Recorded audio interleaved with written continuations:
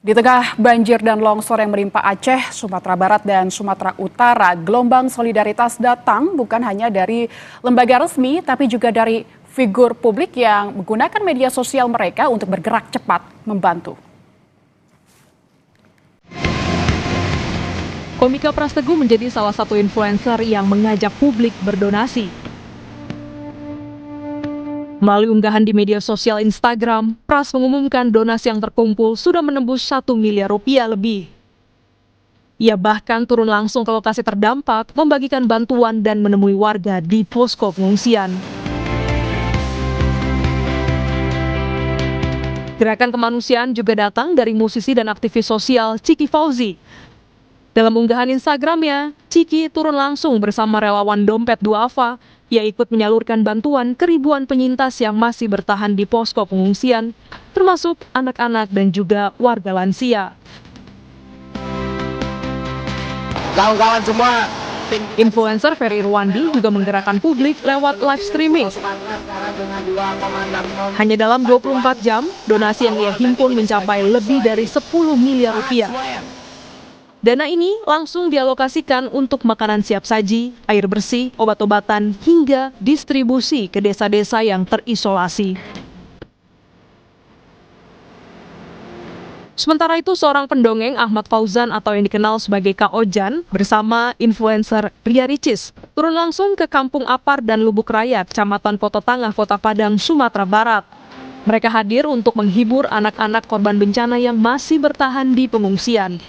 Heboh banget, ada yang sampai lompat-lompat, ada yang sampai joget-joget, aku dipeluk.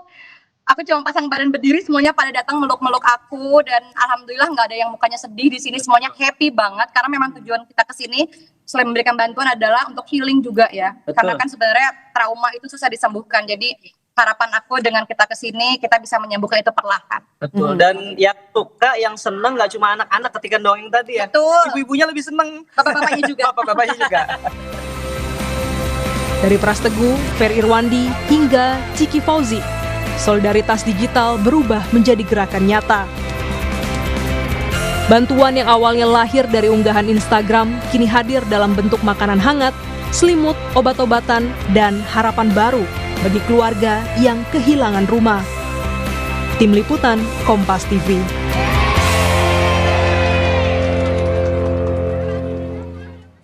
Dan saudara, saat ini di studio Orange Kompas TV kita sudah kedatangan salah satu influencer dan public figure yang kemarin juga sempat berkunjung ke salah satu titik terdampak dari banjir dan longsor di Sumatera. Kita sapa, selamat siang Mbak Ciki. Halo Kak. Assalamualaikum. Waalaikumsalam. Gimana, sehat? Insya Allah. Ini gimana kabarnya, kemarin sempat ke titik lokasi bencana. Yes. Ceritain dong Mbak ke kita bagaimana pengalamannya. Kapan terakhir nyampenya ini? Nyampe kemarin. Oh, baru kemarin? Iya, kemarin. Langsung hari ini mampir ke studio Orange Iya, untuk karena cerita. tadi pagi juga ada event di acara temen gitu di Perpusnas. Iya, jadi memang udah harus balik. Kemarin berangkat kapan, Mbak? Kemarin Sumatera. berangkat, aku tuh jujur aku nggak inget tanggal lagi. Awal-awal mungkin? Iya. Apa pas awal terjadi bencana? Iya, awal-awal gitulah. Mendarat pertama di mana, Mbak? Ke titik-titik mana saja bisa diceritain? Di Medan, terus gerak via jalur darat ke Air Hitam, Tanjung Pura, Langkat. Oh, ke Langkat? Hinai, Hinai. Aku lupa jujur nama-nama desa dan dusunnya karena gerak terus. Tapi tepatnya ada di Sumatera mana? Sumatera Utara. Sumatera Utara. Oke. Sumatera Utara yang kalau ke Aceh Tamiang tuh tinggal 1 sampai 2 jam lagi, tapi waktu itu jalannya longsor. Ya. Jadi Mbak Ciki pada saat itu mendarat di Medan menuju ke Sumatera Utara via darat berarti? Iya. Itu berapa jam, Mbak? 2 jaman. 2 jam. Bisa diceritakan pada saat itu di jalan-jalan apa yang Mbak Ciki lihat? Coba Oke. bantu kami Kalau di visualkan. jalan-jalan itu ada banyak mobil antri BBM. Ngantri bensin tuh susah banget, bisa 3-4 jam. Terus pas sampai sana, ya kita bikin semua bahan-bahan makanan kita olah tuh di dapur umum. Karena kalau misalnya langsung ngasih bahan-bahan makanan ke tempat-tempat yang terendam, even kompor tuh hanyut, Mbak. kompor, kulkas itu hanyut, kerendam, blas. Jadi semuanya diolah di dapur umum, lalu kita masak bareng-bareng, lalu kita bawa pakai mobil pick up gitu, dan mobil-mobil yang roda-rodanya gede. Jadi relawan dari manapun, bantuan dari manapun yang di titik itu ngumpulnya di situ dulu. Dan pasti ada beberapa titik lagi yang bisa dijangkau sama mobil.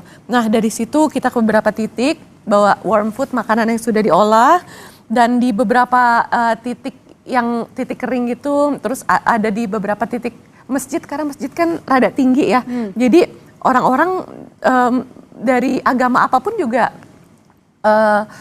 menghangatkan dirinya di sana. Jadi masjid adalah menjadi salah satu tempat titik pengungsian juga mungkin pada saat itu. Pada saat itu.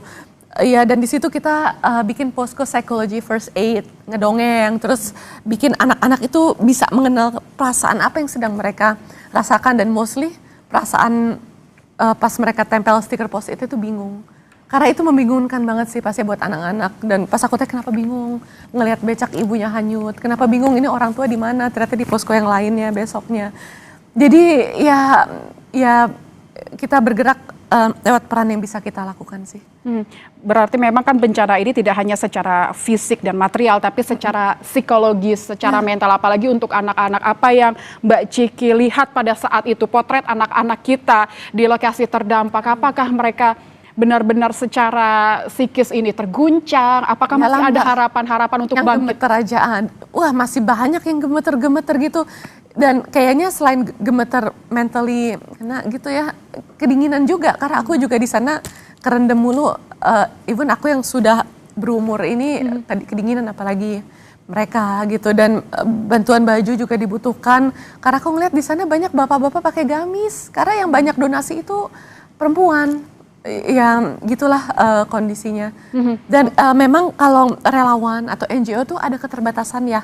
Alhamdulillah terakhir saya ngelihat update sekarang memang di sana kan nggak ada sinyal, dan listrik juga nggak ada karena gardu utama tuh pada kerendam.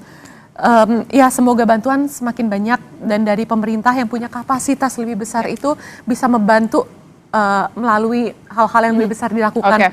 Karena aku lihat yang dibutuhin itu salah satu yang penting banget adalah sanitasi. Dan hal-hal penting lainnya seperti internet, Starlink dan lain sebagainya. Ya, untuk listrik dan komunikasi memang aksesnya sedang diupayakan oleh pemerintah. Tapi kemarin Mbak Ciki ini berangkat dengan misi kemanusiaan. Kemarin apa saja yang sempat dibawa untuk membantu teman-teman kita di sana dan saudara-saudara kita, khususnya mungkin anak-anak mungkin Mbak Ciki? Jadi kan kita semua ada kapasitas masing-masing ya.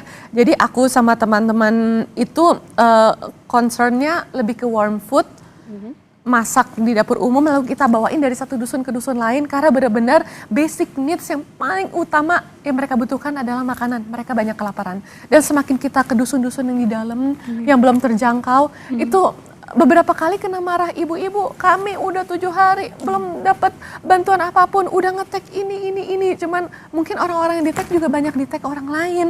Dan ya mereka tuh banyak yang dapat makanan itu langsung makan di tempat. Dan memang aku kepikiran yang anak-anak kecil sih, karena ada beberapa anak kecil kan membutuhkan tekstur makanan khusus ya. Dan banyak juga punten pisan yang kalah sama orang yang lebih dewasa gitu pada saat ngambil makanan. Dan aku mau ngasih juga dua tangan, aku sama temen-temen kan kita megang keranjang, dan itu air menggenang, takut nyemplung. Jadi kayak emang sebenarnya suasana itu di sana ya pada saat itu mungkin karena awal-awal ya belum begitu kondusif, tapi semoga sekarang sudah semakin banyak kondusif dan sudah semakin bantuan yang masuk di berbagai titik yang belum terjangkau. Mungkin semoga ya Kak ya. Iya, ini pada saat itu mungkin secara psikologis mereka juga terguncang, ada bantuan datang mereka berebut. Pastinya jadi tidak pandang bulu, yang anak-anak dan orang tua mereka berebut begitu. Nah, tapi kemarin memang apa yang menjadi kebutuhan urgen Mbak kemarin pada saat itu? Makanan, lapar. Semua orang teriak-teriak kami lapar. Itu. Oke, ini ada banyak cerita-cerita menarik yang bisa kita gali saudara dari Mbak Ciki yang memang kemarin terjun langsung dengan beberapa sukarelawan lainnya. Tapi saudara, kita akan jeda sejenak untuk mendengarkan cerita menarik lainnya dari tempat lokasi kejadian. Tetaplah bersama kami di Kompas Siang. Masih di Kompas Siang, saudara, dan saya masih ditemani oleh Mbak Ciki Fauzi, di salah satu influencer yang kemarin sempat hadir ke tengah-tengah korban bencana kita di Sumatera. Mbak Ciki mungkin Sumatera Utara. Ya, Sumatera Utara tepatnya. Kemarin tadi Mbak Ciki sempat cerita bahwa di awal-awal datang pada saat itu mungkin akses bantuan belum begitu masif seperti sekarang. Bisa diceritakan pada saat itu kondisinya, mungkin apa jalannya yang Mbak Ciki harus lalui ini? Wah, seperti jalan apa? sih wassalam ya. Jadi pas menuju ke sana itu jalan tolnya juga tergenang dan kanan kiri tuh sawit. Jadi walaupun pohon ternyata tidak menyerap air secepat itu gitu ya. Aku IPS, saya bukan anak IPA ya, jadi kurang ngerti yang kayak gimana. Cuman asli itu sawit tapi ngegenang gitu, ngegenang segini.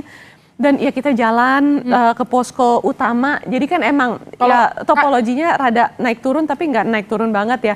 Jadi tiap ada yang nggak tergenang air ya bikin posko gitu. Kalau kayak kayu-kayu gelondongan yang sempat kita lihat di TV Iya, itu ada lagi. sempat lihat nggak, Mbak? Iya sempat rapi digergaji gitu. Kayak bukan tipe kayu yang hanyut sama air banjir gitu ya. Yang aku lihat sih rapi kayunya kayak bekas digergaji. Tapi nggak tahu deh mungkin di tempat lain memang ada yang hanyut. Dengan kondisi seperti itu mungkin juga membahayakan untuk warga terdampak juga. Udahlah banjir, ada kayu-kayu sebesar itu. Iya, begitu. bener, itu nyampur sih semua air nyampur dan akses itu emang ujung-ujungnya kita harus jalan by foot. Karena dari satu dusun ke dusun lain itu tergenang. Kita naik mobil pick up juga nggak bisa. Air, Kak. Jadi memang harus jalan gitu ya sama teman-teman relawan lainnya. Kita ngegotong warm food, makanan yang kita masak di dapur umum. Karena emang mereka kelaparan, bantuan paling utama yang mereka butuhkan adalah makanan siap saji. Itu benar-benar langsung dimakan di tempat, Kak. Padahal ngegenang-genang. Benar-benar sekelaparan itu sih. Apa ada momen yang paling bikin Mbak Ciki terfikir sampai sekarang atau berkesan dari kemarin ini? Tangan-tangan kecil, minta makanan cuma aku nggak bisa ngasih dan kalah sama orang dewasa. Karena mereka berebut itu. Itu jujur aku kepikiran, cuman gimana ya? Ada di suatu sisi aku tahu kenapa mereka jebur gitu, mereka kelaparan dan kita tuh relawan gitu kan, manusia NGO gitu, bukan pemerintah yang punya kekuatan besar, ada kapasitasnya dan ini harus dibawa juga untuk dusun berikutnya karena dapur umum udah jauh lagi. Jadi ya sebenarnya kasihan tuh makin dusun ke dalam tuh bantuannya jadi kayak makin dikit atau bahkan kita sana ya Allah ini jadi tinggal dikit makanannya, maaf ya Bu, Pak, jadi nggak semuanya bisa dapet. Itu sih kayak wow, experience ini pengalaman yang paling berkesan langsung dan menyedihkan sih, menyedihkan. Baik, oke Mbak Ciki, terakhir mungkin bisa diceritakan mungkin ada titipan pesan dari anak-anak kita di sana yang mungkin juga masih butuh bantuan begitu. Ada mungkin titipan pesan sebelum Mbak Ciki kemarin pulang kembali ke Jakarta? Aku ingat banget hampir semuanya tuh teriak, Mbak tolong suarakan kami kelaparan. Itu ada di dusun yang di dalam banget ya, yang makin tergenang. Itu udah 7 hari, nggak ada bantuan sama sekali. Tapi karena itu jujur jauh banget, kita juga effort banget ke sana. Oke, kita yang orang dewasa aja menahan lapar itu sungguh sulit, apalagi anak-anak begitu ya. Mbak Ciki, terakhir sekali lagi, apa yang Mbak Ciki mungkin bisa sampaikan ke pemerintah, mungkin yang Mbak kemarin langsung terjun, langsung ke lapangan? Iya, pemerintah bantuannya tolong disegerakan. Aku paham pemerintah tuh pasti ada birokrasinya ya, tapi kita tuh bekerja sama gitu antara relawan, NGO, pemerintah, influencers yang Masya Allah bisa menggalang bantuan banyak seperti Ferry Irwandi dan Pras Teguh dan teman-teman lainnya. Ini kita kerja barengan dan we don't experience their pain. Jadi ya kita kerja barengan untuk bisa ease their pain ya. Baik. Dan basic needs mereka diutamakan dan disegerakan pemerintah karena ada banyak hal-hal besar yang kita sebagai relawan tuh belum bisa bikin, seperti kayak mungkin hal-hal besar, sanitasi apa dan lain sebagainya, dan mungkin hal-hal yang lebih besar lainnya, recovery. Abis ini karena proses panjang, aku lihat damage-nya tuh besar, luar biasa. Jadi kayaknya akan long journey nih untuk proses recovery-nya. Jadi mohon pemerintah bersamai mereka terus. Baik, terima kasih Mbak Ciki Fauzi, influencer dan public figure. Ini semoga menjadi inspirasi buat kita semua, khususnya mungkin influencer yang memiliki platform yang bisa membantu teman-teman kita, saudara-saudara kita di tempat terdampak bencana. Terima kasih Mbak Ciki, sehat selalu. Terima kasih untuk jasa-jasanya selama ini. Ya, saudara, Kompas Siang akan segera kembali usai jeda dengan informasi. Ketua Komisi 4